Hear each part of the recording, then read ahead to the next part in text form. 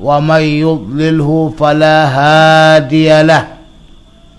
أشهد أن لا إله إلا الله وحده لا شريك له، وأشهد أن سيدنا وحبيبنا ومصطفانا محمد رسول الله الذي بلغ الرسالة وأدى الأمانة ونصح الأمة وجهد في الله حق جهاده حتى أتاه اليقين.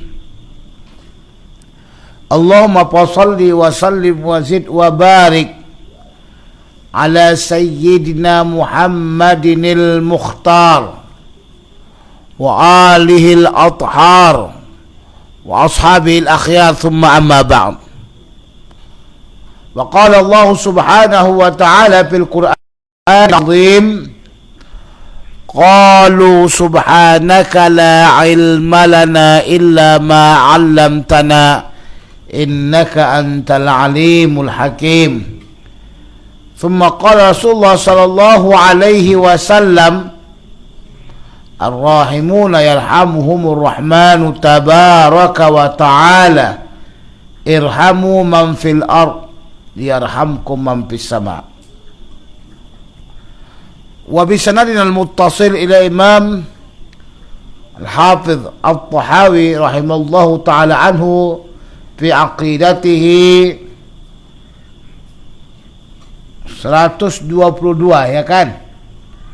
Wal jannatu wan naru makhluqatani. Surga dan neraka itu dua makhluk. Dua makhluk. Kenapa dua makhluk? Karena yang menjadikan itu adalah Allah subhanahu wa ta'ala. Setiap yang dijadikan Allah makhluk. Setiap yang memiliki permulaan makhluk. Surga neraka memiliki permulaan. Maka surga dan neraka makhluk. La tabnayani abadan wala tabidani. Dan dia tidak akan fana dan tidak akan hancur. Akidah kita ahli sunnah wal jamaah, sama ada dia Asy'ariyah, Maturidiyah, pengikut daripada Imam Abu Hanifah, atau pengikut daripada Imam Abu Hasan al-Asy'ari, memutuskan bahwasanya surga neraka itu kekal. Memang dalam Al-Quran tidak ada yang menyatakan bahwasanya surga itu kekal.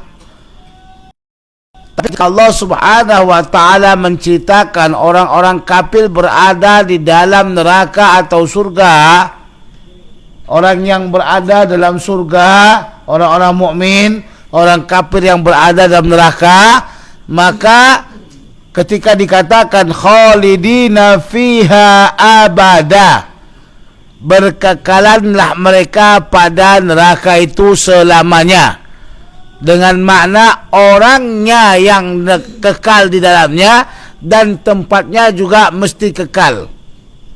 Bagaimana boleh orang tersebut tidak kekal sementara ayat mengatakan khalidina fiha abadan? Mereka orang-orang itu kekal dalam neraka. Bagaimana boleh nerakanya enggak kekal sementara mereka itu berada di dalam neraka yang berkekalan?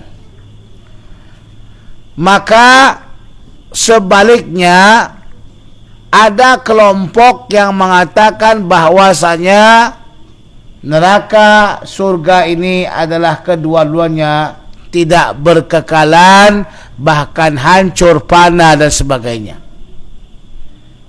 Pendapat ini adalah pendapat Ibnu Taimiyah. Kemudian diikuti oleh Qardawi, diikuti oleh Ibnu Utsaimin dan sebagainya. Bahkan Syekh Ahmad Siddiq Al-Ghumari mengatakan begitu juga. Surga neraka adalah panah. Walaupun kita menghormati ilmu mereka, tapi kalau sudah namanya salah, tidak sesuai dengan pendapat ahli sunnah wal jamaah yang menganggap surga neraka itu adalah kekal. Jadi pendapat yang keluar daripada pendapat ahli sunnah wal jamaah, siapa saja yang mengatakan bahwasanya surga neraka itu adalah tidak kekal, fana, hancur, itu adalah pendapat yang telah keluar daripada ahli sunnah wal jamaah. Dan orang yang berpendapat seperti itu boleh kita katakan bukan tergolong daripada orang-orang ahli sunnah wal jamaah. Jadi ini sangat membahayakan, ya. Hati-hati dengan pendapat ini. Belakang-belakangan ada sebagian orang yang bertaqiyah, yang mengkuatkan bahwasanya neraka itu tidak kekal. Tapi kita mau mengatakan bahwasanya neraka itu kekal karena Allah Subhanahu wa taala yang mengekalkannya. Allah Subhanahu wa taala berfirman, khalidina fiha abada. Maka orang-orang kafir itu berkekalan di dalamnya. Dengan makna kalau begitu neraka itu juga berkekalan.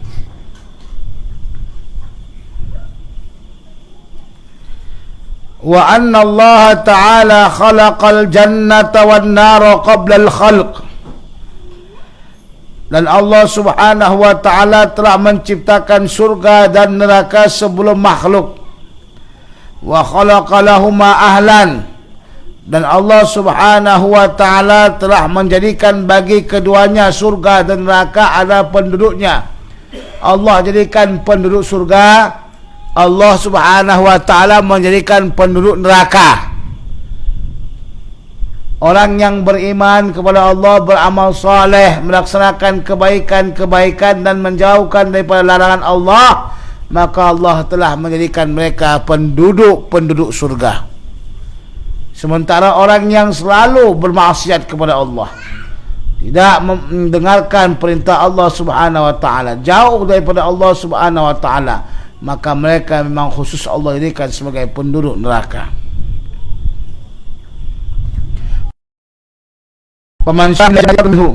Maka siapa yang daripada mereka mungkin diletakkan ke surga, itu merupakan keistimewaan, ya, kelebihan, keutamaan daripada Allah Subhanahu wa taala.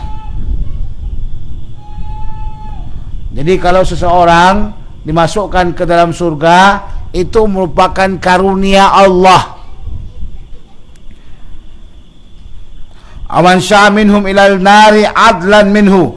Dan siapa yang Allah inginkan daripada mereka itu masuk ke dalam neraka, itu merupakan keadilan Allah Subhanahu wa ta'ala. Wa kullun, tanwinnya ini adalah tanwin iwad anil mudhafun ilaih. Tanwin pengganti daripada mudhaf ilaih yang dicampak. Jadi wa kullu wahidin, itu asalnya. Wa kullun ya'malu lima qad furighalah. Maka setiap seseorang itu akan beramal dengan apa yang telah diarahkan dia kepadanya. Istilahnya wa kullun ya'malu bima khuliqalah. Maka setiap seseorang, setiap individu itu akan dimudahkan kepada apa yang dijadikan. Contohnya, Allah Subhanahu wa ta'ala menjadikan seseorang itu daripada orang yang akan melaksanakan atau akan dimasukkan ke dalam neraka. Allah sudah tentukan si fulan ahli neraka, maka Allah mudahkan dia kepada berbagai macam maksiat. Segala daripada bentuk maksiat mudah diamalkannya, terlampau mudah. Contoh, minuman keras terlampau mudah dia dapatkan sehingga dia mampu untuk meminumnya. Zina maka terlampau mudah dia dapatkan seorang perempuan untuk berzina dengannya. Kenapa? Berarti setiap daripada kesalahan, kemaksiatan dan kejahatan yang dia ingin laksanakan, Allah mudahkan kepadanya, berarti pintu neraka itu adalah memang untuknya. Apabila Allah Subhanahu wa taala telah menentukan seorang itu menjadi ahli surga, maka Allah Subhanahu wa taala memudahkan segala perbuatan-perbuatan baik kepadanya. Yang pertama, Allah Subhanahu wa taala memudahkan beliau untuk belajar, untuk talaqi, untuk mengaji. Kenapa? Karena yang paling pentingnya dalam kehidupan kita ini adalah mengaji dulu. Kenal Allah, kenal siapa yang kau sembah. Ketika kita mengatakan iyyaka na'budu, kaulah ya Allah kami sembah. Siapa yang kita sembah? Kita mesti kenal Allah. Sebagaimana Yakub alaihissalam bertanya kepada anak-anak beliau, "Ma ta'buduna min ba'di?" Apa yang akan kamu sembahkan setelah aku? Maka seorang mukmin yang betul-betul akan diarahkan ke surga, yang pertama kali Allah mudahkan dia mengaji, Allah mudahkan dia baca Quran, Allah mudahkan dia untuk berserta ulama. Sementara orang yang tidak diarahkan kepada kebaikan, ke surga, teramat berat untuk mengaji, teramat berat untuk pegang kitab, teramat berat duduk dengan para ulama, teramat berat untuk mengkaji ilmu-ilmu agama Allah Subhanahu wa taala. Maka ditanyakanlah diri, di mana Allah letakkan saya? Apakah kita termasuk orang yang mudah untuk belajar, mudah untuk bergerak mencari ilmu agama, atau bahkan kita di antara orang yang Allah payahkan untuk berjalan, untuk bergerak kepada ilmu agama? Tuan-tuan dan puan-puan sekaliannya, kalau kita lihat di Malaysia ini, kereta ada, satu keluarga mungkin 5-6, duit ada untuk beli bensin. Yang jadi masalahnya, waktu yang Allah berikan ke kita itu, apakah waktu untuk mengaji, membaca kitab, memahami tauhid akidah, atau waktu yang lain untuk berbicara, untuk bermain, untuk menghabiskan segala waktu dengan perkara-perkara yang tak baik? Maka kita lihat di sana, di mana Allah letakkan kita. Saya punya fasilitas yang begitu hebat, kereta saya punya, duit saya ada untuk beli bensin, tapi apakah Allah memberikan waktu peluang untuk mengaji? Itu pertanyaannya. Jika Allah Subhanahu wa taala memberikan peluang bagi kita untuk mengaji, sehingga kita mengaji, maka itu merupakan salah satu kebaikan. Kehadiran tuan-tuan dan puan-puan ke sini adalah merupakan tanda bahwasanya kita ini adalah ahli surga insyaallah taala. Kenapa saya katakan begitu? Lewat hadis Nabi sallallahu alaihi wasallam, "Man salaka tariqan yaltamisu fihi ilman, sahalallahu lahu tariqan ilal jannah." Siapa yang berjalan untuk apa? Menuntut ilmu, mencari ilmu, maka Allah Subhanahu wa taala akan mudahkan dia berjalan ke surga. Makanya yang pertama kali, waktu kita itu kemana perginya? Kalau Allah meletakkan kita kepada mengaji, insya-Allah ta'ala Allah akan letakkan kita kepada orang yang mengamalkan ilmu. Setelah diamalkan ilmu, maka Allah Subhanahu wa ta'ala meletakkan kita kepada orang-orang yang ikhlas.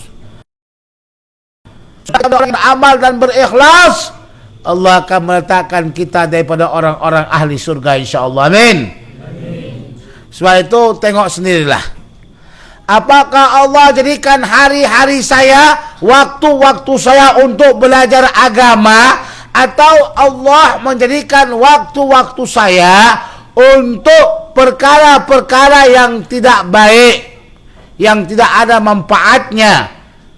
Karena ilmu agama ini yang paling penting sekali, yang lainnya nggak penting. 3 perkara yang paling penting. Yang pertama, mempelajari tauhid. Maka kita sendiri mesti belajar tauhid, sifat-sifat Allah Subhanahu wa taala. Yang kedua, mempelajari fikih. Bagaimana kita sholat, bagaimana kita berzakat, bagaimana kita puasa. Yang ketiga, kita mempelajari tasawuf, bagaimana supaya kita bersifat tawadhu, tidak takabur, bagaimana supaya kita tetap bersifat ridho, tidak hasad, bagaimana supaya kita tetap dalam keadaan tidak ujub, bagaimana supaya kita tidak ria, sehingga kita ikhlas kepada Allah Subhanahu wa taala. Maka ilmu yang mempelajari itu semuanya adalah ilmu tasawuf. Dan 3 ini merupakan ilmu yang sangat penting bagi kita. Coba lihat, kalau Allah letakkan kepada kita untuk belajar kepada 3 perkara ini, berarti Allah sayang kita. Allah membuat kita daripada hambanya yang akan berjalan ke arah surga. Tapi kadang-kadang ada orang belajar bukan belajar yang 3, setiap yang di luar 3 itu tidak bermanfaat. Yang 3 ini nanti ada cabang-cabangnya, ya. Belajar usul fikih, qawaid fikih, sebagainya. Tapi tidak ada kena mengena dengan yang 3 ini. Maka sebab itu, awal yang pertama kali pelajarilah ini.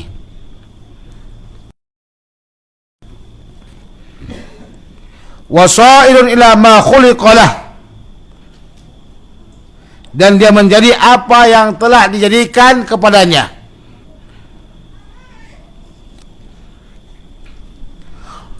Wal khaira wasyarr muqaddarani 'alal 'ibad. Kebaikan dan kejahatan itu telah ditakdirkan keduanya kepada hamba Allah. Ahli sunnah wal jamaah menjadikan takdir itu penting. Sehingga datanglah satu hadis yang menceritakan tentang takdir lewat hadis Jibril yang telah diriwayatkan oleh Abdullah bin Umar daripada ayahnya Umar.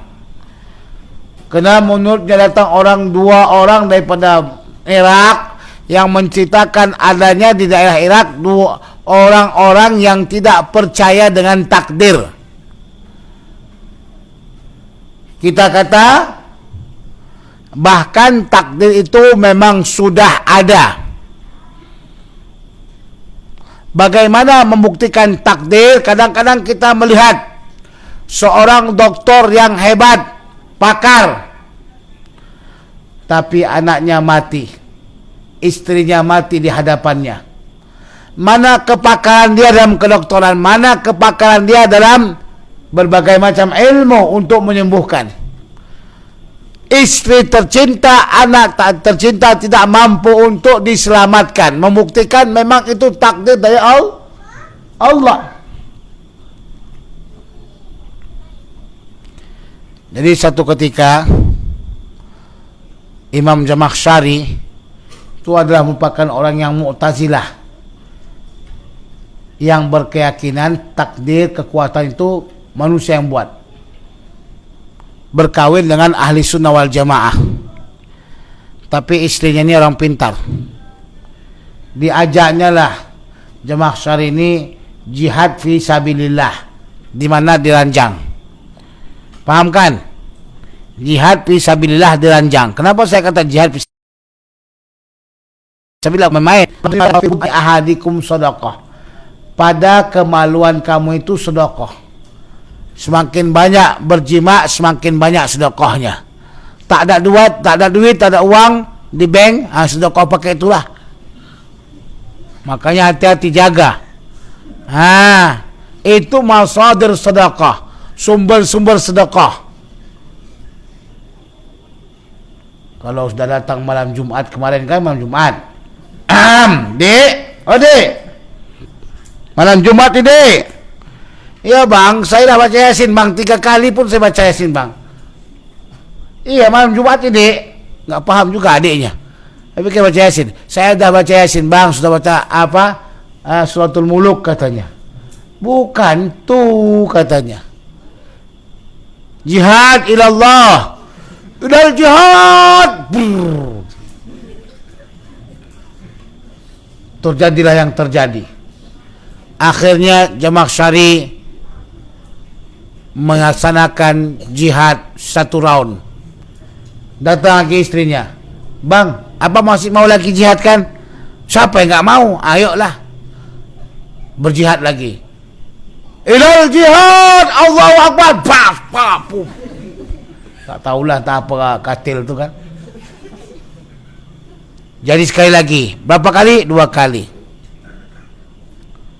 Pada akhirnya yang ketiga, bang, apa masih mau lagi kan, bang kan? Apa punya kekuatan, bang kan? Sesuai dengan akidahnya orang Mu'tazilah. Iya, tapi dah tak tahan lagi dah ni. Tak boleh lagi. Kenapa tak boleh? Abang masih mau, tapi kenapa nggak bisa? Nggak boleh. Tak boleh lagi katanya. Dan saya kata, kom pandir, nggak mau kom dia. Siap dia. Akhirnya beliau mengaku bahwasanya kekuatan itu adalah kekuatan Allah. Ada keinginan jihad, ada keinginan. Siapa yang nggak ingin? Tapi ketika dah diajak nggak punya kemampuan lagi dah. Udah boleh potong bebek angsa. Akhirnya dia tobat. Kita ahli sunnah wal jamaah wajib beriktikad bahwasanya Allah subhanahu wa ta'ala yang telah mentakdirkan segalanya. Jangan kau bersedih, rela. Jadi apa yang telah diberikan Allah, rela. Saya pun rela, saya, alhamdulillah. Allah berikan muka saya handsome gini, rela saya. Hidung tak terlalu panjang, tak terlalu mancung, rela saya. Badan gemuk begini, rela saya. Apa pasalnya kalau kita gemuk begini, orang kata kita ni apa? Makmur. Tak ada kata orang kita ni miskin. Jadi apa yang Allah berikan kepadamu, kamu rela. Kalau dikasih Allah giginya yang mancung, hidungnya yang masuk ke dalam, rela. Siapa yang ngasihkan? Allah. Kalau kamu tak rela, berarti kamu bermasalah dengan Allah. Sebab itu sumber malapetaka bagi orang yang hasad. Hasad ini penyakit ya, penyakit hati. Sumber malapetaka bagi orang yang hasad adalah ketidakrelaan dengan apa yang Allah tentukan baginya. Itu dari masalah. Selama anda tidak rela dengan apa yang Allah berikan kepada anda, maka anda tetap hasad dengan orang. Apa itu hasad? Tidak suka dengan apa yang Allah berikan kepada hamba Allah yang lainnya. Contoh, Allah berikan kepada seseorang kereta. Apa keretanya? Kereta Innova. Dapat kereta Innova dia. Kawan tadi itu marah-marah. Kenapa? Hasad. Habis setahun digantinya Innovanya kepada Alphard. Kejang-kejang dia, naik darah tingginya.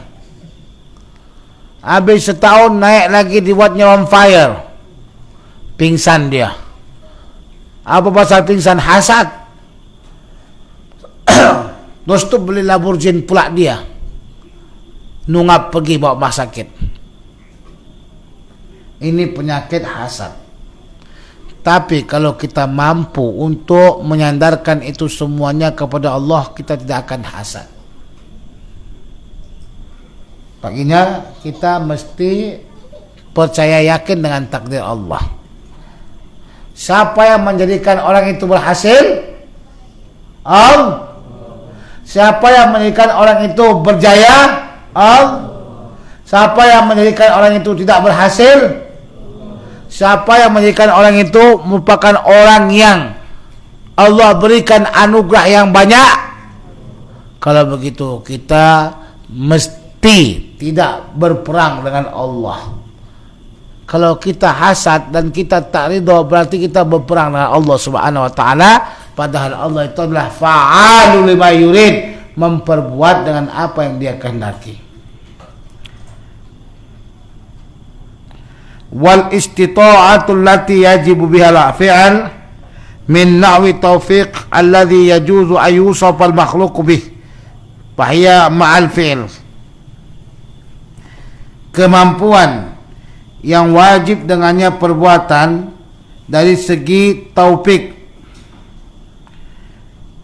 yang tidak boleh disifatkan makhluk dengannya, yaitu bersama dengan perbuatan. Karena kan kita katakan ma amartukum bihi fa'tu mastata'tum, fa'tu bihi mastata'tum. Apa yang aku suruh kamu dengannya, hendaklah kau buat semampu kamu. Ada semampu kamu. Dari mana dipandang semampu kamu? Mampu untuk melaksanakannya dari segi kesehatan dan sebagainya. Itulah mastata'tum. Tapi kalau dalam maksiat tak ada itu kalimatnya mastata'tum. Ma amartukum bihi fa'tu minhu mastata'tum wa ma nahaitukum anhu fajtanibuh. Dan apa yang saya larangkan daripada kamu, berjauhkanlah, jangan dibuat. Ada kalimat mastata'tum? Tidak ada. Maka jangan sekali-kali kita kata, kamu kenapa berzina? Wallahi, aku nggak mampu lagi dah untuk menahannya, nggak tahan lagi aku menahannya. Kan kata Nabi mastata'tum katanya. Tidak ada. Nggak ada kalimatnya mastata'tum. Aku nggak tahan lagi nih. Makanya yang mastata'tum itu adalah perbuatan-perbuatan baik.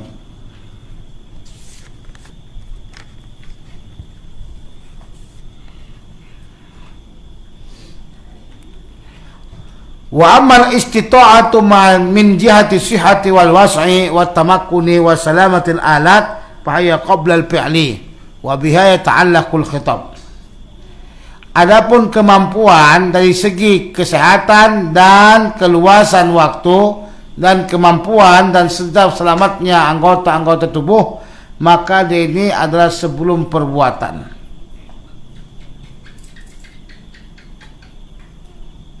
Wa biha yata'allaqul khitab, dan dengannya itulah bersangkut paut khitabnya Allah Subhanahu wa taala. Bahwa kama qala ta'ala la yukallifullahu nafsan illa us'aha. Sebagaimana firman Allah Subhanahu wa taala, Allah tidak akan membuat orang. Jadi kalau sekiranya keselamatan alat anggota tubuhnya, sholat umpamanya, dia sholat tidak mampu berdiri, kenapa? Anggota tubuhnya tidak mampu membuat dia berdiri. Atau dari segi dia tidak sholat Jumat karena sakit, maka ini adalah sebelum pelaksanaannya. Karena Allah Subhanahu wa taala tidak akan memberikan sesuatu yang payah, yang susah, kecuali sekedar kemampuan daripada hamba Allah Subhanahu wa taala. Wa af'alul ibadi hiya khalqullah wa kasbun minal ibad. Perbuatan hamba-hamba Allah itu adalah makhluknya Allah. Yang dikatakan makhluk kan masih Allah. Segala perbuatan hamba itu dikembalikan kepada Allah, maka dikatakan dengan makhluknya Allah. Makanya ketika terjadi fitnah tentang masalah Al-Quran dan sebagainya, Imam Al-Bukhari mengatakan Al-Quran kalamullah walafzi bil Quran. Lapas saya dengan Quran itu tadi adalah makhluk. Kenapa? Karena kita lapaskan perbuatan kita itu. A'udzu billahi minasy syaithanir rajim. Bismillahirrahmanirrahim. Ar-Rahman 'allamal Qur'an. Yang kita baca itu perbuatan kita, itu makhluk. Tapi Al-Qur'annya itu kalamullah. Jadi kata Imam Dhahabi, Imam Bukhari ini menyebutkannya nggak terlalu besar, nggak terlalu nyata. Tapi yang paling nyata menyebutkannya adalah Imam Muslim radhiyallahu taala anhu. Hanya gara-gara inilah fitnah yang datang kepada Imam Bukhari sampai beliau berdoa untuk kematian.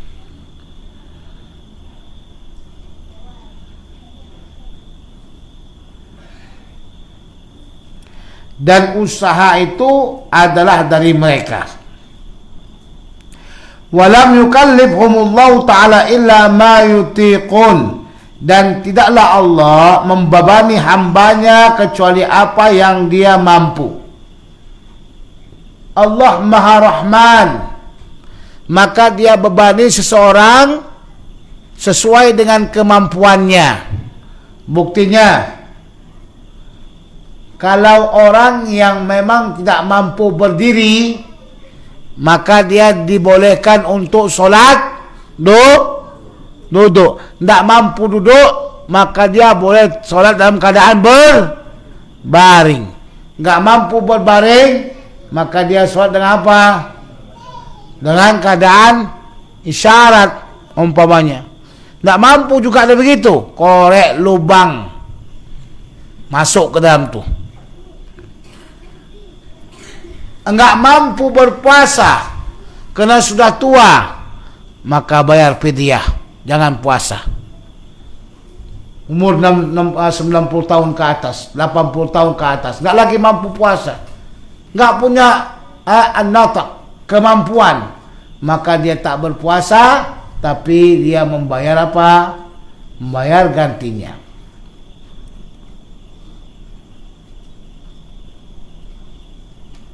Itu contoh. Wala yutikuna ila ma kallafahullah.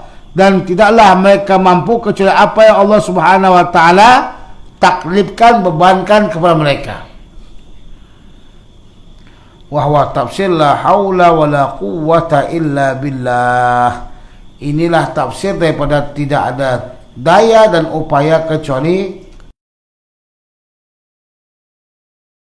Allah Subhanahu wa taala. Jadi ulama menafsirkan la haula, tidak ada daya, tidak ada daya untuk melaksanakan segala amal ibadat.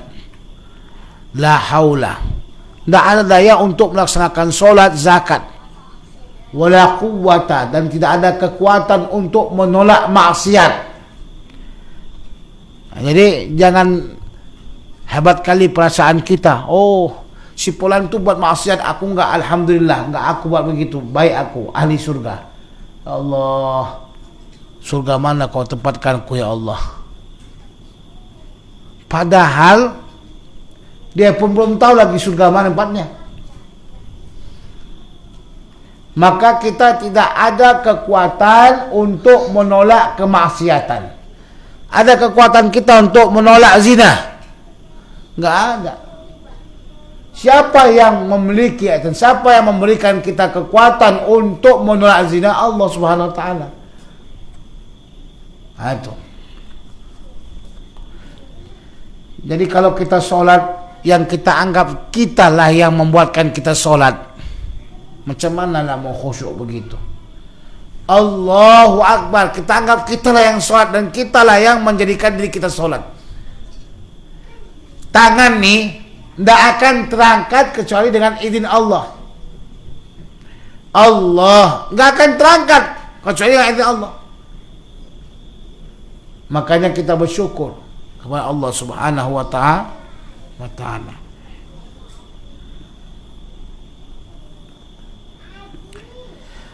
Naqulu la hilata li ahadin wala harakata li ahadin wala tuhawwalu li ahadin an ma'siyatillahi illa bima'unatillah.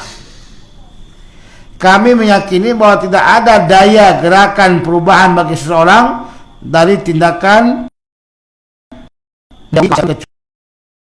kecuali pertolongan. Siapa yang mampu untuk menjauhkan zina? Siapa yang mampu untuk menjauhkan pembunuhan? Siapa yang mampu untuk menjauhkan riya, takabur dan sebagainya? Kita tidak akan mampu. Terus bagaimana? Maka kita minta tolong sama Allah, karena Allah lah yang mampu membuat demikian. Buktinya aja ya, kalau kita lagi jalan, datang perempuan cantik, bahenol, hidung mancung, bibirnya melekam, delima, wanginya Masya Allah, mukanya macam Sri Devi, muka macam Sri Devi. Kita lagi tunduk, tiba-tiba lewat, astagfirullah. Tertengok juga, memang astagfirullah, tapi tertengok juga. Nggak mampu kita untuk menjaga mata kita ini, kecuali atas pertolongan Allah, kecuali atas bantuan Allah, kecuali atas kemudahan yang Allah berikan kepada kita. Sebab itu kenapa kita mesti ujub, kenapa kita mesti berbangga? Karena jauhnya kita daripada maksiat Allah yang buat, dekatnya kita daripada amal ibadah Allah yang buat. Maka kenapa kita mesti berbangga? Malam ini coba pikir-pikirkan dulu tuan-tuan dah. Amal ibadah tuan tu semuanya siapa yang buat? Supaya tidak nanti keakuan, aku hebat, aku wara, aku alim, aku ahli ibadah, aku orang yang taat. Supaya jangan keluar dari mulut kita itu keakuan dalam ibadah kita. Tapi dalam ibadah kita kembalikan ke Allah. Kenapa saya bisa sholat? Allah yang buat. Kenapa saya bisa khusyuk? Allah yang buat. Kenapa saya bisa berzikir? Allah yang buat. Kenapa saya boleh makin dekat dengan Allah? Allah yang buat. Kenapa saya boleh menjauhkan maksiat? Allah yang buat. Wala quwwata ala iqamati ta'atillahi wa tsabati 'alaiha illa bitaufiqillahi ta'ala. Dan tidak ada kekuatan bagi seseorang atas melaksanakan taat kepada Allah dan tetap atas ketaatan tersebut kecuali dengan taufiknya Allah. Kalau tidak karena Allah kita tak akan berzikir. Kalau tidak karena Allah kita tak akan salat malam. Kalau tak karena Allah Subhanahu wa taala kita tak akan puasa. Kalau tak karena Allah Subhanahu wa taala kita tidak akan makin dekat dengan Allah. Maka yang pertama, jangan sampai kita tertipu daya dengan nafsu jiwa kita, karena amalan yang kita laksanakan dengan kebaikan itu adalah amalan yang Allah permudahkan. Jadi jangan ngaku-ngaku.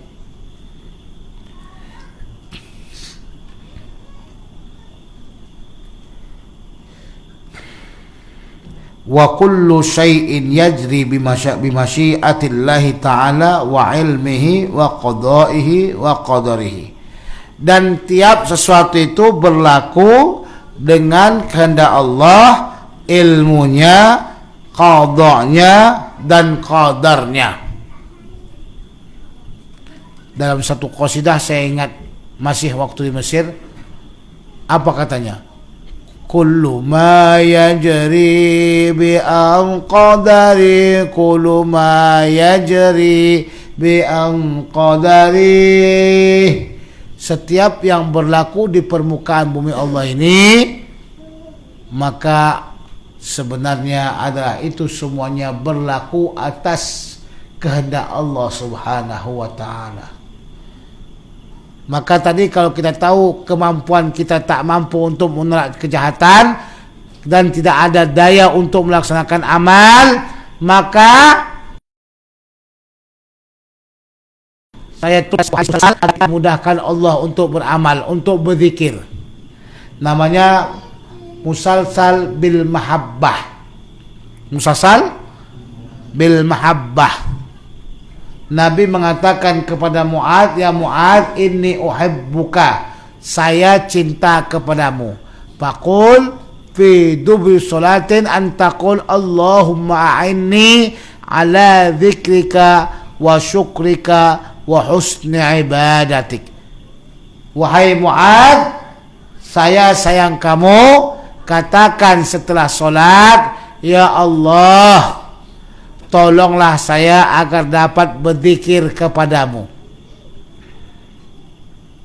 Allahumma a'inni, kalau sendirian a'inni, kalau banyak Allahumma a'inna ala dzikrika wa syukrika, dan bersyukur kepadamu. Ala dzikrika wa syukrika wa husnu ibadatik, dan dapat melaksanakan ibadah yang baik kepadamu. Doa itu kita selalu baca. Maka saya mengatakan kepada hadirin sekaliannya,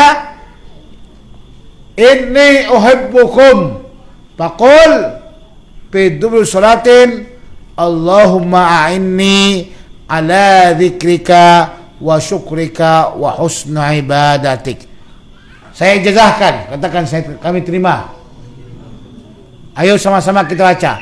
Allahumma a'inni ala dzikrika wa syukrika wa husni ibadatik.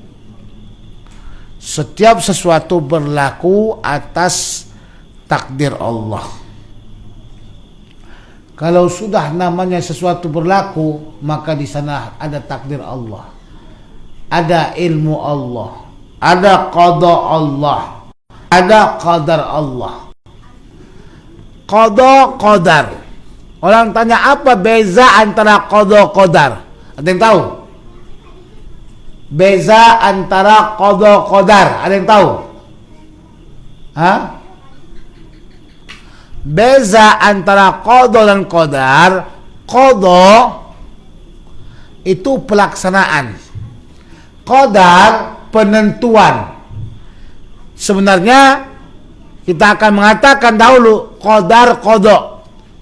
Contoh begini, Allah tentukan si fulan mati dalam insiden kecelakaan berlanggarnya kereta dengan kereta. Itu takdir namanya, qadar. Qadar, penentuan matinya bagaimana, tanggal berapa, tanggal berapa hari ini?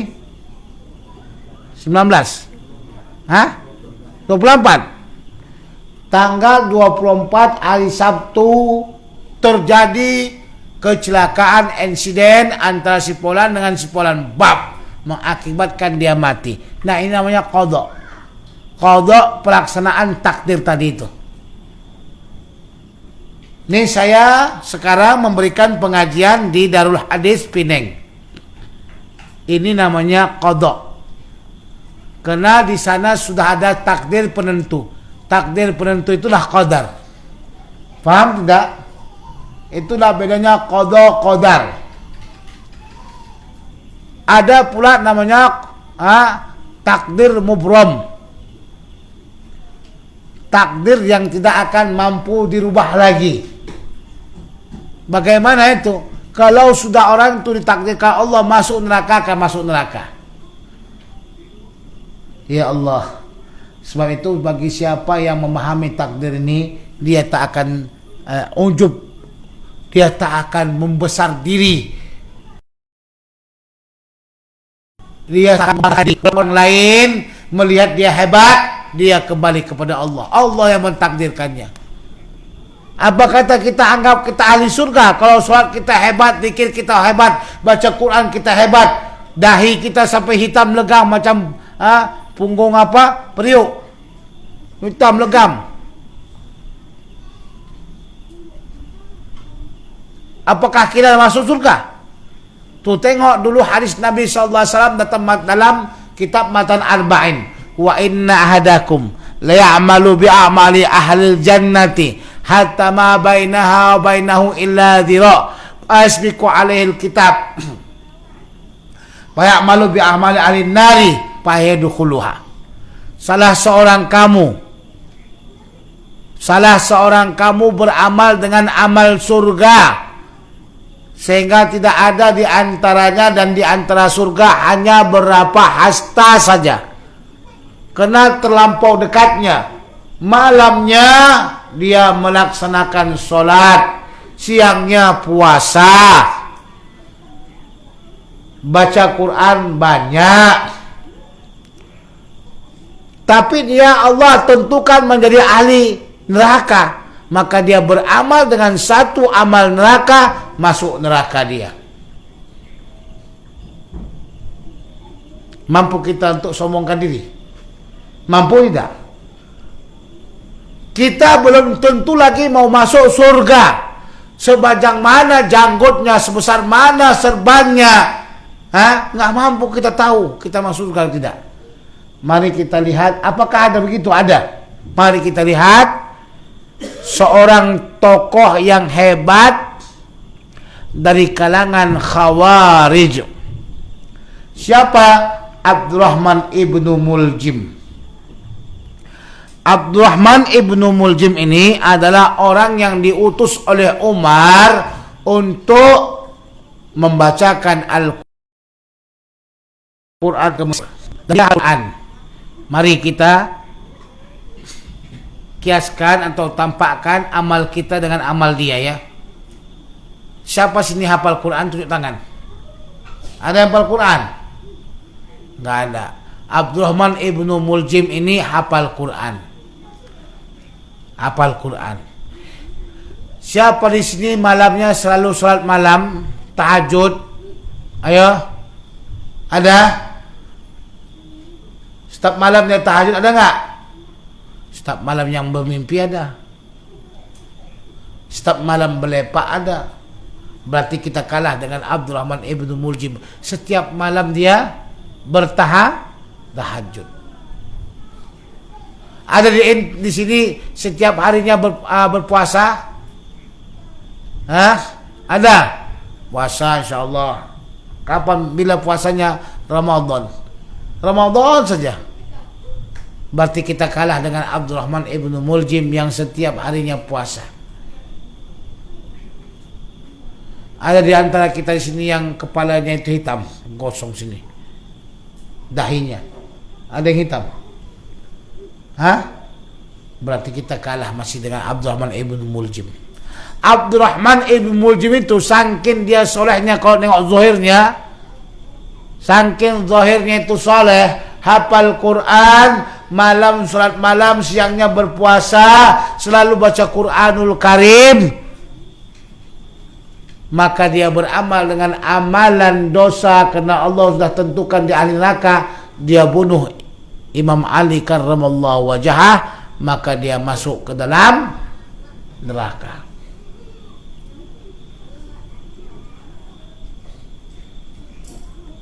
Kalah kita. Wallahi, kalau yang dibunuhnya itu bukan Imam Ali, niscaya orang kata yang benar dia. Karena melihat daripada amalan gaya zahiriyahnya. Inilah Khawarij. Kekalahan itu sudah ada zaman Nabi. Dalam riwayat Imam Ahmad dan Hilyatul Aulia diceritakan seorang laki-laki masuk ke dalam masjid. Maka Nabi SAW suruh dia tanyakan dulu, adakah dia merasa lebih hebat dibandingkan dengan orang yang ada di masjid? Maka dia kata iya. Salah satu daripada sifatnya Khawarij adalah merasakan mereka itu lebih hebat dari orang lain, lebih pintar dari orang lain, lebih wara daripada orang lain, lebih bersih daripada orang lain. Itu penyakitnya Khawarij.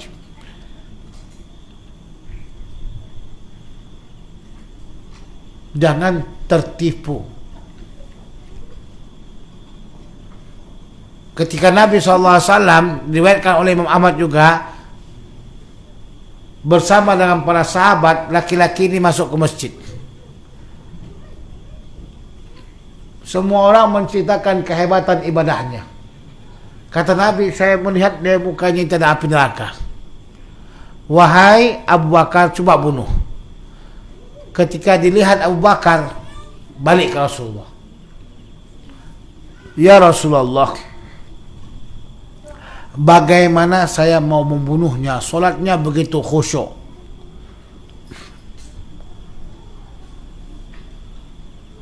Solatnya begitu khusyuk.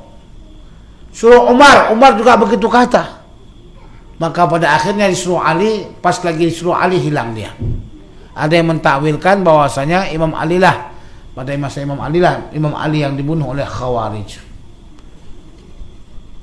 Jadi kalau kita mau tengok orang yang mengatakan kamilah sunnah, kamilah sebenarnya, yang lain sesat, itu macam ISIS, Daesh di Suriah. Itulah Khawarij. Hati-hati. Tanda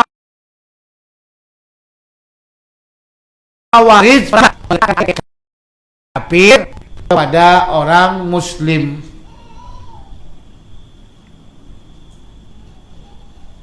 Contohnya mengkafirkan raja-raja, pemimpin-pemimpin karena mereka tak berhukumkan hukum Quran. Si fulan kafir, kenapa? Enggak berhukum dengan Quran. Mana dalilnya? Wa man lam yahkum bima anzalallah fa ulaika humul kafirun. Kafir. Itu tanda hari orang-orang itu Khawarij.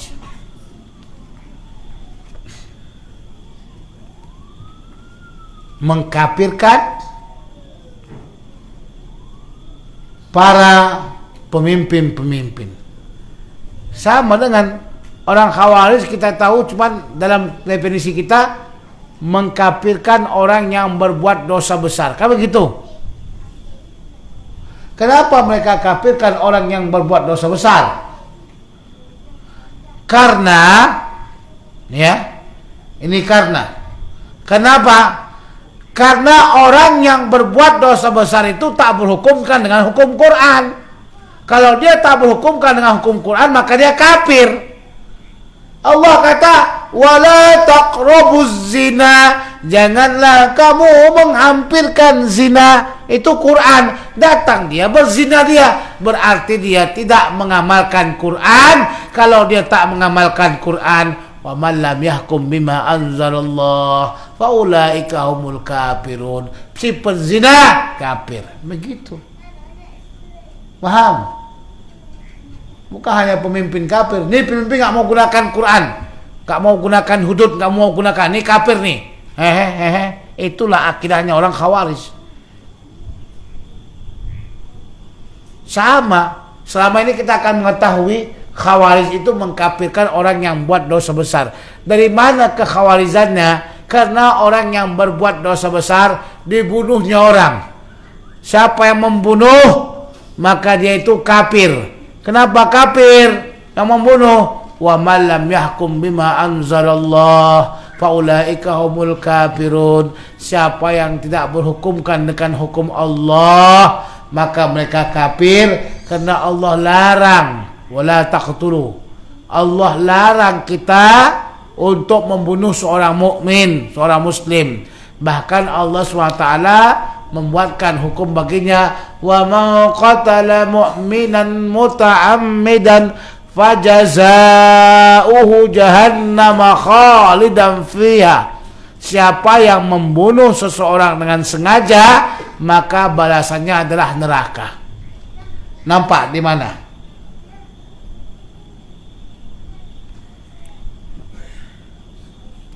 Yang kedua, setelah tadi katakan ayat-ayat Al-Quran untuk orang kafir diletakkan kepada orang mukmin.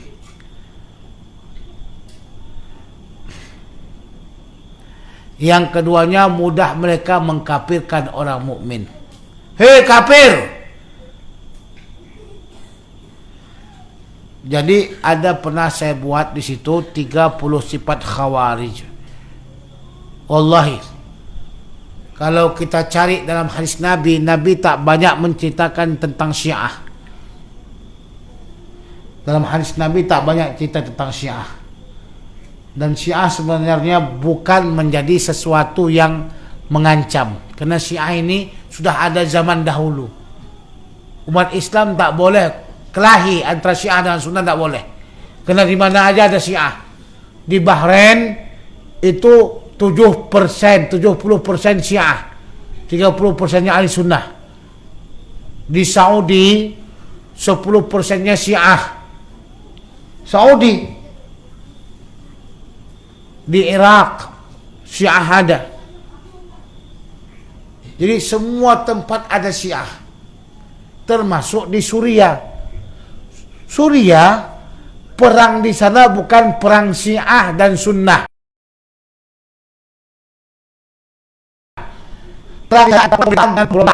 Jadi jangan mau dengarkan media-media kafir.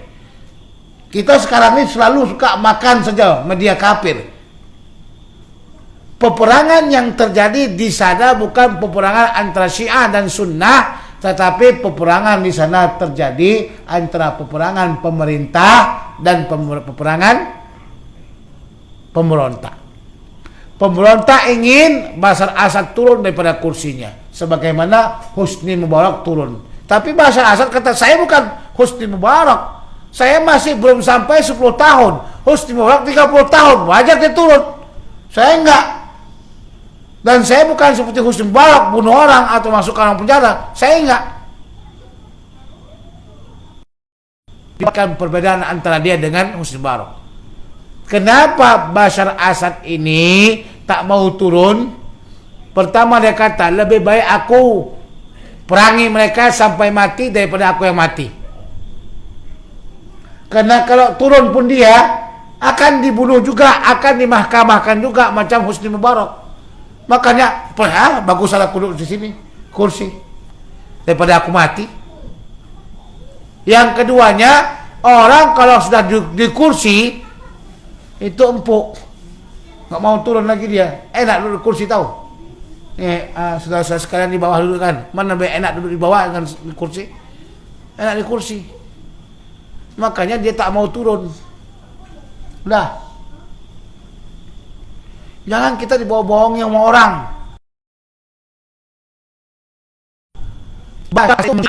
Sunnah. Dalam segalanya semuanya sunnah. Imam dia sunnah, muftinya sunnah, semua sunnah.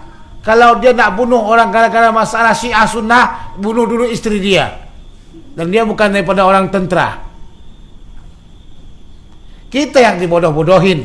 Selama ini Hamas itu berada di Damaskus. Siapa yang memberikan izin Hamas di Damaskus? Bashar Assad. Udah.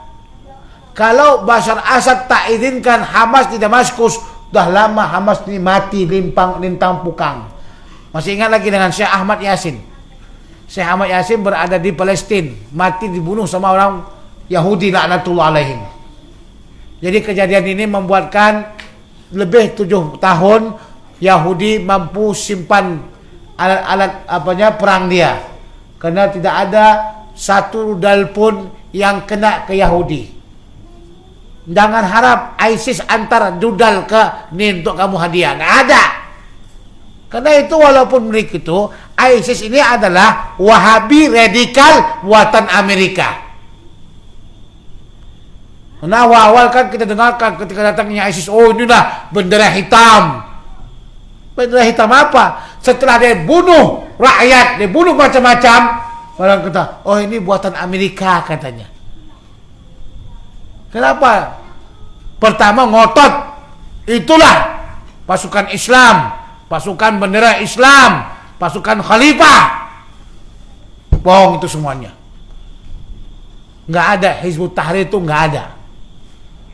Nabi SAW mengatakan, khilafati min ba'di thalathisan, kekhalifahanku setelah aku itu 30 tahun saja. Tsumal muluk, kemudian kerajaan. Dari mulai Muawiyah sampai kepada Utsmaniyah, itu kerajaan bukan kekhalifahan. Kenapa kita katakan kerajaan? Karena yang memimpin itu adalah dari keturunan. Tapi kenapa dikatakan khalifah? Hanya namanya saja. Hanya namanya, bukan sebenarnya.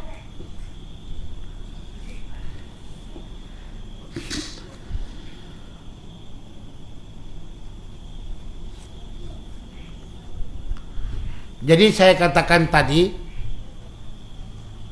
bahayanya Khawarij. Kalau bahaya Syiah, Tidak pernah ada hadis yang menceritakan bahaya Syiah. Tapi ada hadis yang menyuruh kita untuk menghormati sahabat, memuliakan sahabat. Mereka tak muliakan sahabat, mereka fasik. Tidak ada perbuatan mereka yang boleh kita katakan kafir, kecuali kalau dah ke atas sekali lah, ya. Pertama, mereka kafirkan Abu Bakar, Umar, Utsman. Tenang dulu. Syiah kan kafirkan Abu Bakar, Utsman katanya. Khawarij itu telah mengkafirkan Sayyidah Aisyah, telah mengkafirkan Imam Ali, telah mengkafirkan Amr bin As dan sebagainya. Kenapa Sayyidah Aisyah dikatakan kafir? Karena dia ikut perang dalam peperangan Jamal. Dikafirkan mereka. Tidak ada yang mengatakan Khawarij ini adalah kafir, atau tidak ada yang mengatakan Khawarij ini murtad. Nggak ada. Satu. Mereka menghina ini, menghina itu sahabat Nabi. Menghina nggak membuat orang itu kafir atau murtad. Abu Bakar, Umar, Utsman itu kan muslim, ya. Secara umum hadis Nabi SAW mengatakan mencaci seorang muslim itu adalah karena itu fasik, karena mereka maki-maki sahabat Nabi SAW. Fasik. Mereka maki sahabat Nabi SAW. Mereka maki Sayyidah Aisyah radhiyallahu taala anha.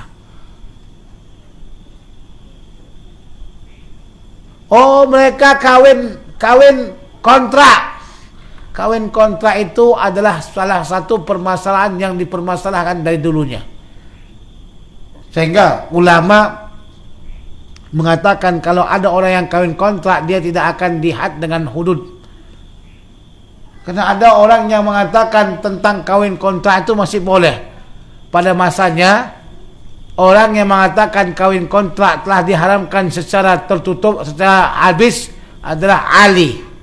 Tapi Abbas mengatakan masih lagi ada. Karena kawin kontrak itu pertama dibolehkan Allah, kemudian Allah haramkan, kemudian Allah bolehkan, kemudian Allah haramkan lagi. Nah, orang yang mengatakan kawin kontrak itu boleh, mereka tak dapat dalil daripada pengharamannya. Makanya mereka masih lagi kata haram, boleh. Termasuk Abdullah bin Abbas radhiyallahu anhuma, tapi di belakangan setelah datang kepada dia satu dalil yang menunjukkan memang telah diharamkan, maka dia mengharamkan kawin kontrak. Jadi orang kawin kontrak nggak bukan orang kafir, ya. Itu perbuatan sesat saja, fasik. Kalau 10 Muharram mereka pukul pak sampai berdarah, itu juga perbuatan fasik, bukan perbuatan kafir. Jadi Syiah ini tidak lebih bahaya dibandingkan Khawarij yang Nabi sebutkan dalam hadis-hadisnya. Hadis-hadis itu adalah hadis yang mutawatir. Kenapa bahaya betul Khawarij? Kita nampak dia macam ahli surga, kita nampak dia macam orang yang muttaqin, padahal dia adalah musuh Allah dan dia adalah ahli neraka.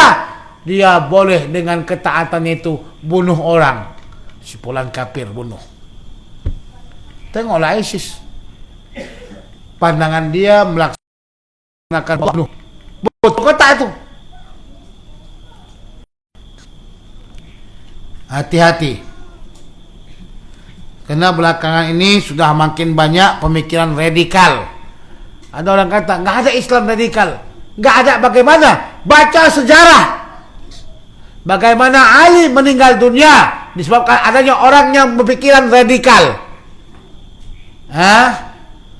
Itu merupakan contoh orang yang paling kuat baca Quran. Nabi kata, yaqra'unal Qur'ana la yatajawaz an anajirihim. Mereka suka baca Quran, tapi mereka tidak paham dengan bacaannya. Abdurrahman ibn Muljim itu ketika waktu dihukum di mahkamah, maka dia dicucuk pakai paku. Apa katanya? Baca Quran masih dia. Maknanya dia sendiri tidak mengiktiraf kesalahannya. Masih benar lagi dia itu. Orang kan kalau dah membunuh kan, aku salah, aku telah membunuh, maafkan aku. Kan merasa salah dia itu. Kan begitu. Kalau dah membunuh. Enggak, Abdurrahman tidak pernah merasa dia salah. Bahkan dia pandang membunuh Ali itu merupakan salah satu daripada jihad. Hati-hati kita pemikiran kayak gitu. Sekarang banyak pemuda-pemuda yang pemikirannya kalau ngebom orang itu jihad, bunuh orang itu jihad. Apa kata Abdurrahman ibn Muljim? Jangan potong lisanku. Kalau kau potong lisanku, tak mampu lagi aku baca Quran, katanya. Waduh, gawat orang ini. Maka hati-hatilah. Pertama, mereka tidak punya rahmah.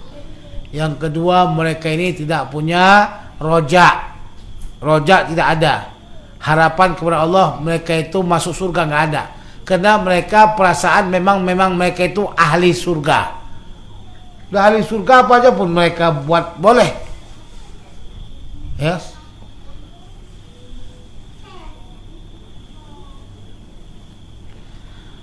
Wa ghalabat masyiatuhu masyiata kullaha, dan kehendak Allah mengalahkan daripada kehendak makhluk sekaliannya. Kita buat. Saya masih ingat kejadian tahun 2007 ya. 2007 kan 1997, saya lupa. 97 mungkin. Kejadian gempa bumi Kobe di Jepang. Sebelumnya orang Jepang kata kami buat bangunan yang mampu menahan gempa bumi sampai 7 skala Richter. Maknanya kalau datang gempa bumi sedahsyat 7 skala Richter, maka bangunan tidak hancur. Itu kan keinginan siapa itu? Makhluk ya. Maka dibuatlah plan dan sebagainya jadi. Namun apa yang terjadi? Kehendak mereka nggak sama dengan kehendak Allah. Pada tahun 97 terjadilah gempa Kobe yang dahsyat. Allah cuma naikkan satu level aja, 8. Maaf, 6 skala Richter. Allah naikkan satu level saja 7. Lalah luntuh Kobe. Hancur semua bangunan. Bermatian orang semuanya. Masyiatuhu tumpad. Kehendak Allah itu terlaksana. Walau bagaimanapun caranya kita mau mengamankan diri kita ke Allah Subhanahu wa taala, akan terjadi.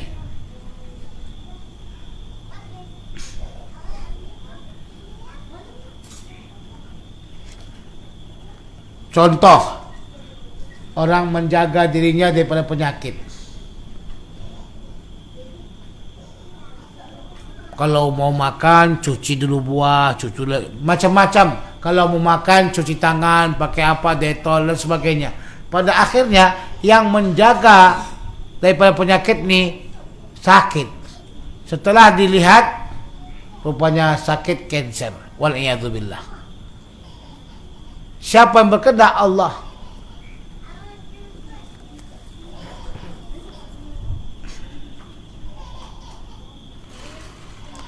Taqaddasa an kulli su'in wa hainin wa tanazzaha an kulli aibin wa syainin la yus'alu amma yaf'al wa hum yus'alun. Allah Maha suci daripada keburukan dan kebinasaan dan Maha suci daripada segala aib dan kejelekan. Allah berfirman, dialah Allah, tidak akan ditanyakan tentang apa yang dia kerjakan, tetapi mereka lah yang akan ditanya. Jadi sifat Allah itu adalah sifat jamal kamal. Jamal yang baik-baik, kamal yang sempurna. Kalau ada sifat yang tidak jamal dan kamal, maka tidak boleh disifatkan kepada Allah. Siapa saja yang mensifatkan kepada Allah yang bukan jamal dan kamal, kafir.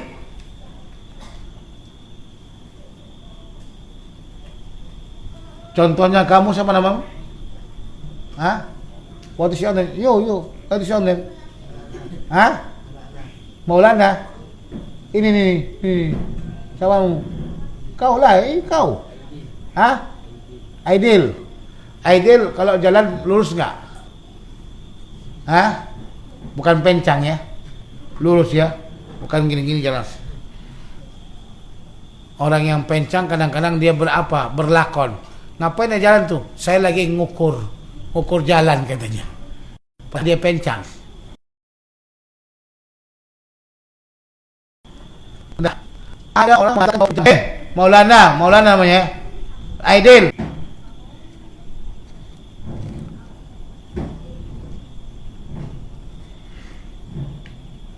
Wa fi du'ail ahya'i wa sadaqatihim manfaatun lil amwat.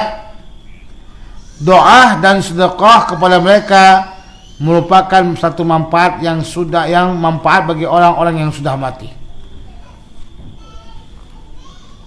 Doa, Nabi SAW mengatakan, ikhlasu bid du'a. Ikhlaskan kamulah dengan doa. Fainal ana yus'al, fainal sekarang ini saudara kamu akan ditanya. Jadi kita berdoa, apakah doa itu sampai? Insya Allah sampai. Tapi sudah mati, insya Allah sampai. Banyak hadis-hadis Nabi Sallallahu Alaihi Wasallam yang menceritakan sampainya doa itu. Sedekah, sampaikah sedekah? Sampai.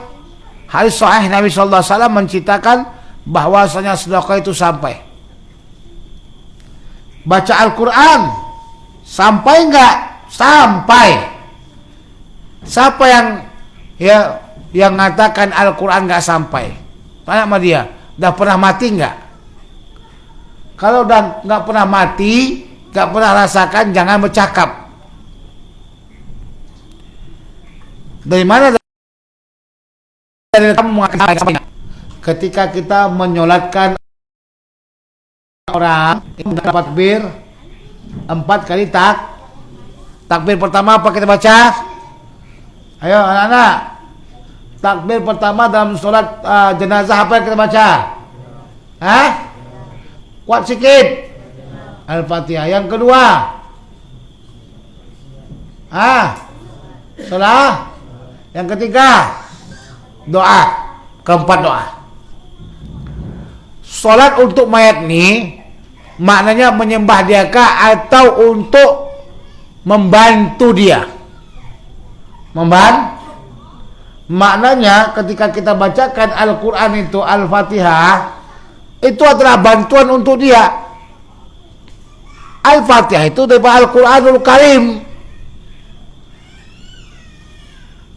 Maka begitu Al-Quran dapat memberikan manfaat, insyaAllah ta'ala bi'idnillah. Kiasnya lagi, kalaulah pepohonan, dedaunan mampu untuk meringankan orang yang berada di bawah kuburan, bagaimana dengan Al-Quranul Karim?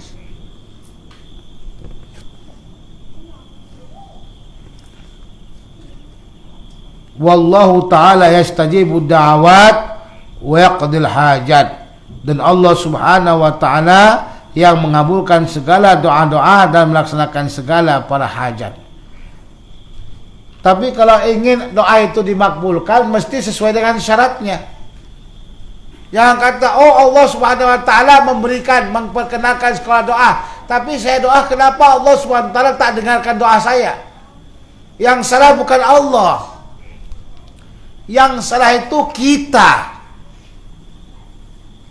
Apa salah?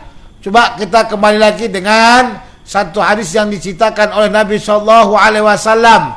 Summa dzakara rajulan as'ata akhbara yamuddu yadahu ila sama' fa yaqulu ya Rabb ya Rabb ya Rabb, af'aluhu haramun wa mashrabuhu haramun wa malbasuhu haramun. Nabi menceritakan seorang laki-laki yang kusut kebusut dan jauh perjalanannya dalam musafir, sambil menadahkan tangan, ya Allah, ya Allah, ya Allah, namun doanya tak dimakbulkan. Kenapa? Makanannya yang haram, minuman yang haram, pakaian yang haram, dibesarkan dengan haram, bagaimana doanya mau dimakbulkan? Benar, Allah Maha pengistijabah doa, tapi kita mesti jaga dulu. Tib ta'amak takun mustajabat doa, kata Imam Ibrahim Al-Adham.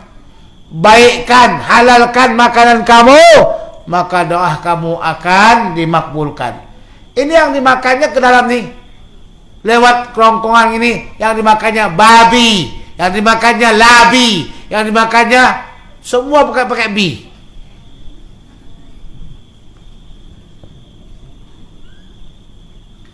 Tak ada jauh dengan babi ya. Yang kata jeletin babi. Kita nak kasih anak kita jeletin babi, itu jeletin babi itu haram. Makanya orang yang menghalalkan jeletin babi memang otaknya macam babi.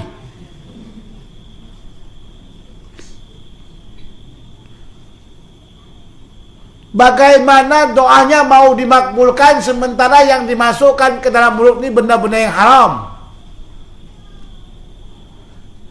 Selalu kita bertanya, kenapa doa aku tak makbul? Kenapa doa aku tak makbul? Padahal aku dah berdoa di multazam, selalu setiap tahun pergi ke umrah.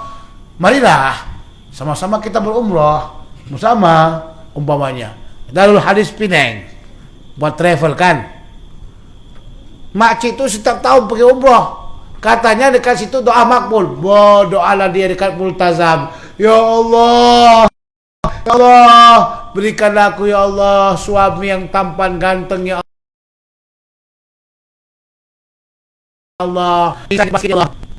Tapi tak laku-laku juga. Dah under 2 dia, anak dan tua. Kenapa ini doanya tak makbul?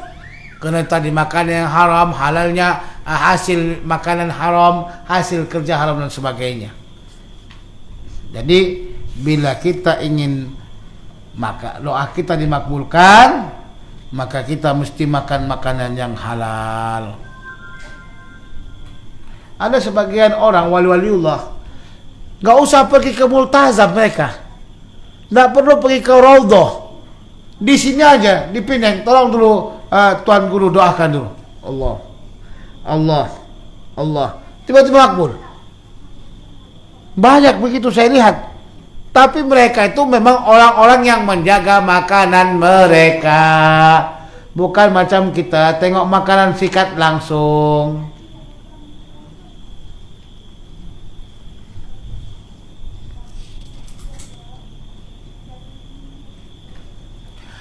Wa yamliku kulla syai'in, dan Allah itu memiliki setiap semuanya.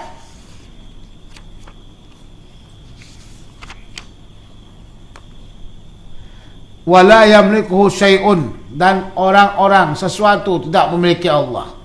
Allah memiliki kita semuanya. Satu orang pun di antara kita tidak memiliki Allah.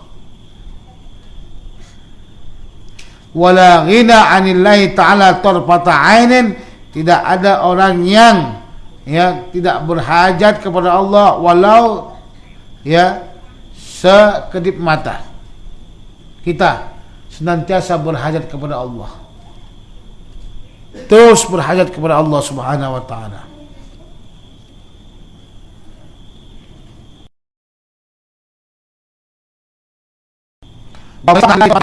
Maka siapa saja seorang hamba yang tidak memerlukan Allah, tidak berhajat kepada Allah, bukan sampai 2 jam, 3 jam, 4 jam, tidak berhajat kepada Allah, hanya sekedip mata. Sekedip mata itu 1 menit gitu. 1 kedip mata dia merasa tidak berhajat kepada Allah, itu kafir. Karena Allah itu tempat berhajat. Qul huwallahu ahad, Allahu somad.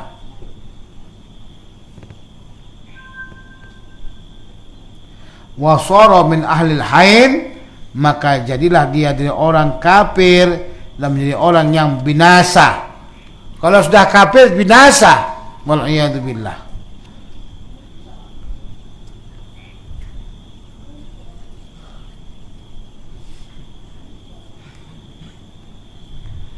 Sampai jam berapa kita? Hah? 11. Supaya kita insyaAllah besok besok kita khatamkan, war-warkan agar kita kasih ijazah ini. Walaupun tidak semua ikut dia, kita kasih ijazah sanad akidah Tahawiyah dan akidah Asy'ariyah. Orang tanya ke Asy'ari, mana sanadnya? Ini ada sanadnya Asy'ari, ya. Pemahamannya. Dan kita berhentikan nanti akan kita mulai daripada cerita para sahabat, ya. Tidak kita ceritakan karena nanti mulai besok kita akan ceritakan tentang sahabat Nabi sallallahu alaihi wasallam.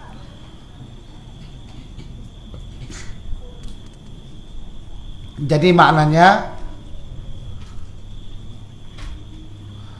ya ayuhan nasu antumul fuqara'u ilallah, wahai sekalian manusia, kamu adalah orang-orang fakir. Apa arti fakir? Kamu orang-orang yang berhajat kepada Allah. Saya kasih tahu dulu ya, ini melihat daripada satu bentuk ilmu kedokteran. Ada di antara kita ini semua tubuhnya ada urat syaraf namanya. Urat syaraf. Bayangkan dalam tubuh kita ada urat syaraf. Ada satu urat syaraf yang tak bergerak, yang tak masuk darah. Orang kata namanya urat syaraf terjepit. Satu aja. Yang satu ni bukan main. Mengakibatkan seluruh tubuh kita tak mampu bergerak. Subhanallah. Kita ni, kalau sehatlah kita, rasakan kita memang tak perlu Allah. Jauh penyakit dari kita, kita rasa kita tak perlu Allah. Tapi bila Allah coba kita dengan berbagai macam penyakit, yang mati syarafnya, yang stroke dia, yang kanser, wal'iyadzubillah, yang macam-macam lah. Disitulah kita merasakan kita ni betul-betul sangat perlu Allah. Betul sangat perlu Allah. Betul enggak? Makanya sakit itu salah satu daripada kecintaan Allah kepada hambanya. Hati-hati orang yang nggak pernah rasa sakit ya. Mungkin Allah murka sama seseorang itu sehingga nggak pernah rasa sakit. Kenapa? Karena kalau dia nggak sakit, dia akan merasakan saya itu oke-oke aja, nggak berhajat kepada Allah. Tapi kalau dia sakit, dia akan kata, ya Allah sembuhkan aku, ya Allah sembuhkan aku. Ini maknanya kita berhajat kepada Allah. Ketika seorang hamba memperbanyakkan doanya kepada Allah, ya Allah, ya Allah, dengarkanlah doaku, ya Allah, sembuhkanlah aku dari penyakitku, ya Allah. Allah tahu, oh hambaku ini berhajat rupanya kepada aku. Tapi kalau jalan melenggang, perasaannya tidak ada sedikit pun kita berhajat kepada Allah Subhanahu wa ta'ala. Maka orang yang sakit, bersyukurlah Allah masih cinta dengan kita. Orang yang tak sakit, hati-hati. Mungkin Allah Subhanahu wa ta'ala murka dengan kita karena kita tidak ingat Allah Subhanahu wa ta'ala.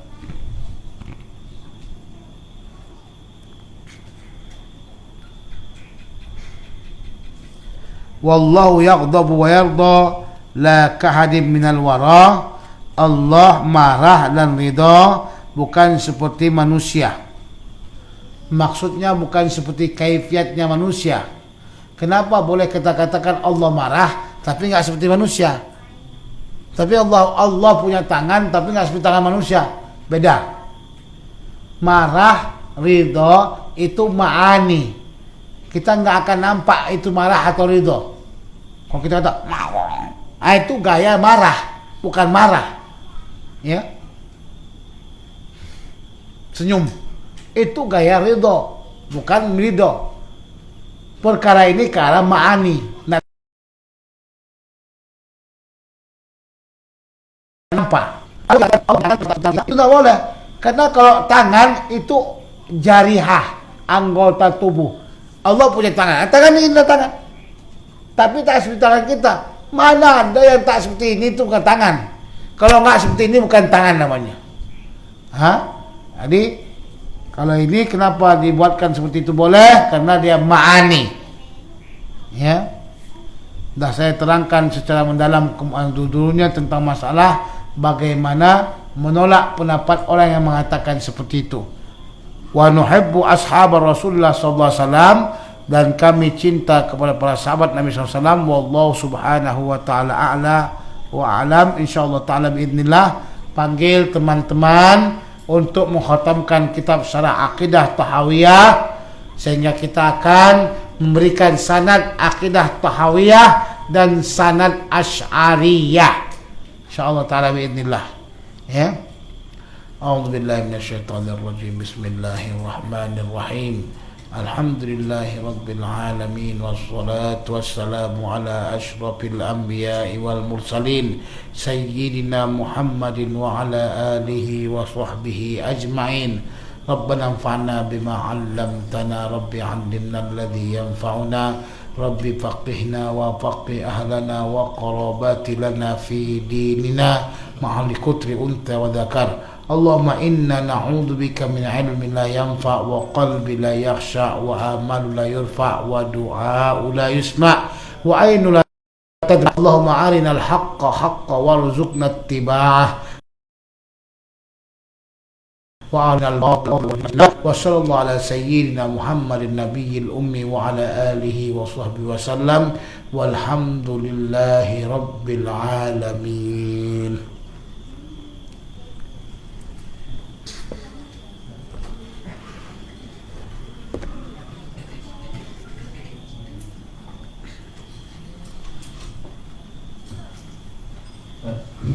Jadi demikianlah untuk sesi malam ini. Ada orang kita insyaallah akan bersambung